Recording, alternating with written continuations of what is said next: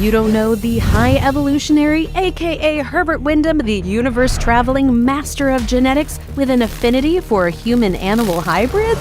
Well, get ready for some personal growth because we're about to evolve your knowledge.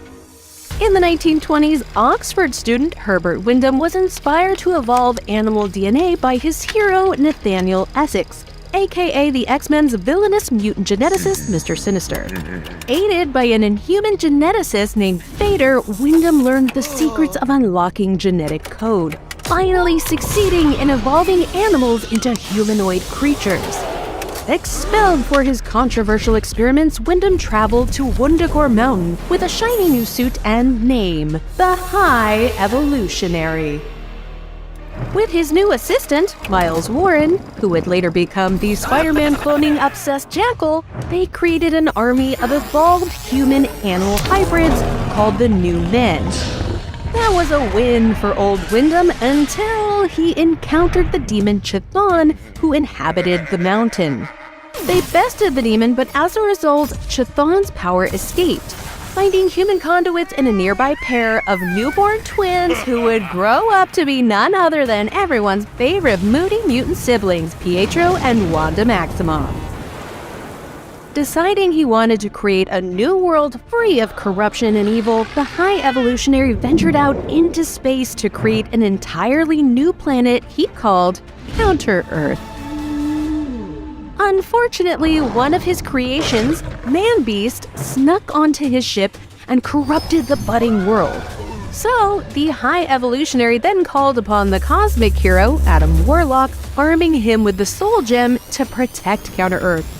But hey, that's a story for another day. Later, when an alien race called the Beyonders stole Counter-Earth, the High Evolutionary lost the will to live and purposefully damaged his own suit, devolving himself into protoplasmic goo. Blech. Becoming more frenzied after his death and rebirth, the High Evolutionary set his sights on altering the genetic destiny of mankind by increasingly brutal means.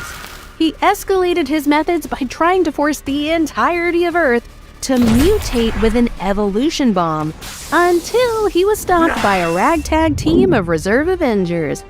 Quicksilver eventually discovered why the High Evolutionary had become more and more maniacal over the years.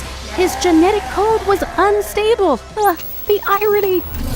The speedster managed to convince the High Evolutionary to restore himself to his original, unevolved state.